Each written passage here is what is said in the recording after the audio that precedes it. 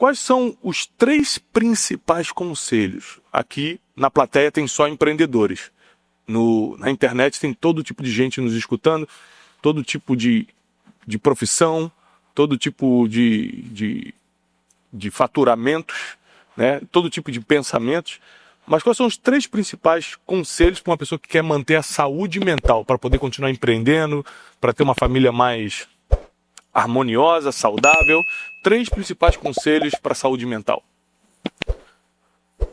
Em primeiro lugar, é muito importante nós sabermos que a psiquiatria clássica e a psicologia, elas tomaram um caminho que não foi tão adequado por focar excessivamente no tratamento, enquanto que a melhor medicina é a preventiva.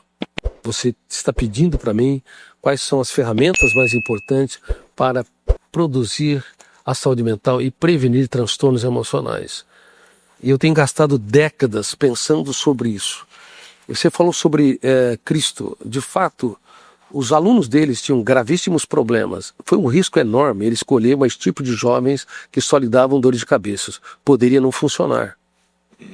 Colocar um projeto que você tem nas mãos de jovens desqualificados, radicais, polarizados. Por exemplo, Pedro era hiperativo, tenso e ansioso, necessidade neurótica de poder.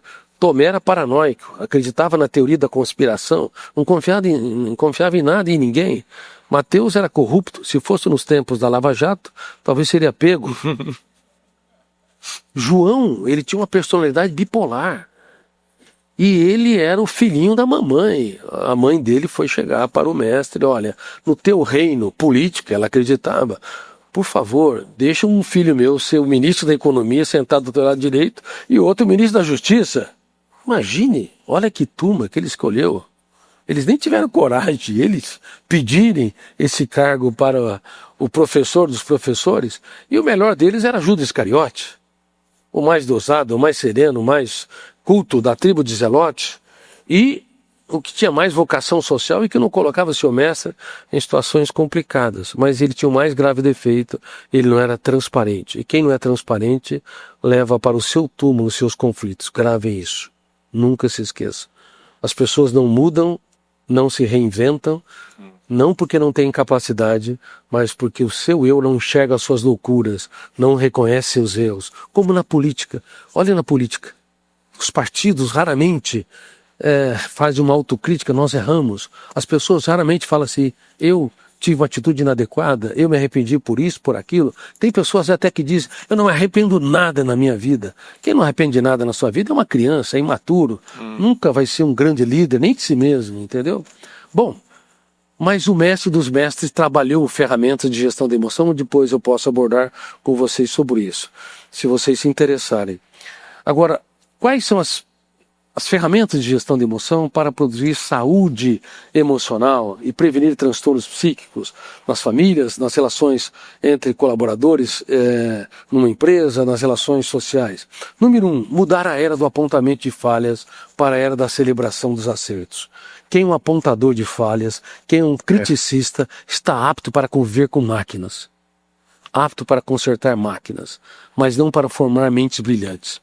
Nossa espécie, ela tem baixo nível de viabilidade, ela sempre promoveu guerras, sempre promoveu exclusões, sempre promoveu radicalismo em toda a história, não é casuística brasileira, é casuística da jornada da humanidade. Porque além do eu, tem os 4 copilotos que podem sequestrar o eu e impedi-lo de ser livre. E nesse sequestro, nós acabamos ficando viciados em observar erros das pessoas, até um verbo que ele ou ela produz de maneira inadequada, você sabe que errou o verbo, porque a conjugação foi errática, e nós apontamos o erro. Mas quando as pessoas acertam, os pais não aplaudem, os colaboradores, os executivos não exaltam, não promovem a emocionalidade, não entendem que há um biógrafo do cérebro chamado fenômeno RAM, registro automático da memória, que eu também tive o privilégio de descobrir e descrever. um biógrafo no teu cérebro que não escolhe o que você vai registrar. Ele registra tudo e registra em destaque aquilo que tem mais alto volume de tensão. Então, quando você aponta um erro, gera angústia, ansiedade, sentimento de invasão de privacidade, e o biógrafo do cérebro registra você de maneira distorcida. Então, mais de 90% das correções que executivos fazem para com colaboradores, pais com os filhos, professores com os alunos e casais entre si, os pioram, porque invade privacidade, reiteram, porque gera angústia, gera ansiedade, e a janela que é registrada, o arquivo que é registrado, não patrocina a autocrítica, a autoconsciência, a autonomia, mas, ao contrário, registra distorsivamente que você foi indelicado, você foi um invasor, você teve uma atitude deselegante e violenta. Bom, então mudar a era do apontamento de falhas para a era da celebração dos acertos é fundamental. Observe pequenos comportamentos que passam despercebidos e aplaudam. Parabéns, filho, ou parabéns, esposa, você é incrível, ou parabéns, colaborador, você foi notável. Quando você tira a pessoa do anonimato para o estrelato, isso vale mais do que 1 milhão de likes. Isso muda tudo, tá? Porque você é registrado de maneira nobre. Em segundo lugar, nunca corrija alguém antes de exaltar quem erra. Nunca corrija um erro antes de exaltar quem erra. Certa vez estava dando treinamento para a cúpula da Polícia Federal. E a Polícia Federal brasileira, não sei se vocês sabem, é uma das melhores polícias do mundo, tá? Tem menos de 15 mil membros na corporação para políticas de fronteiras, portos, aeroportos, corrupção, tráfico de drogas, enfim, é uma corporação muito pequena, embora muito inteligente, para grande responsabilidade. Só o FBI americano tem mais de 60 mil membros para política interna, sabe, tráfico e assim por diante. Imagina a responsabilidade dos nossos profissionais da Polícia Federal. Então, eu já tive a oportunidade de dar vários treinamentos, e num deles eu disse: como é que você desarma uma pessoa? Alguém está apontando uma arma para você. Como é que você o faz para desarmá-lo? Ou pelo menos, quais são as melhores chances de você, que não está também com uma arma apontando para o criminoso, o agressor. Você está desarmado e ele está armado e está propenso a atirar. Como é que vocês fariam? Eu descobri, entre várias síndromes, a síndrome do pensamento acelerado e também a síndrome predador-presa, além da síndrome tri-hiper e outras síndromes. A síndrome predador-presa é muito interessante, porque quando você é ofendido, rejeitado, criticado, no exato momento em que ocorre, detona o gatilho, abre uma janela killer, o volume de tensão faz com que haja ausência de foco, foco ou hiperfoco. Vocês já aprenderam. Hiperfoco. Naquele momento, quando há hiperfoco, a pessoa não raciocina. E você também não está raciocinando. Mas se o teu eu for o gestor da emoção, você vai exaltar quem erra no exato momento em que ele está errando. Para você não ser um invasor. Para você retirá-lo das fronteiras inconscientes da janela killer. Então você deve surpreender quem te agride para que ele possa desarmar por dentro, depois desarmar a arma física. Eu dei um exemplo. Certa vez entrou no meu consultório uma pessoa que empunhou uma arma. Ele bateu a porta, fechou e apontou para mim e disse: eu mato quem passar pelo meu caminho e mato até meus filhos, se for necessário. Mas por que ele fez isso?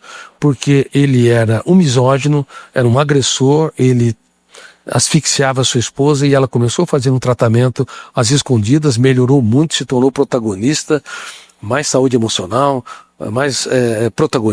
mais líder de si mesmo, e começou a sair das raias daquele carrasco.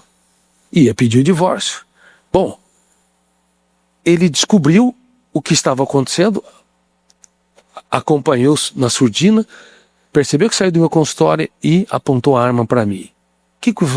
Qual a atitude que vocês deveriam ter naquele momento para não ser alvejado? O risco era altíssimo.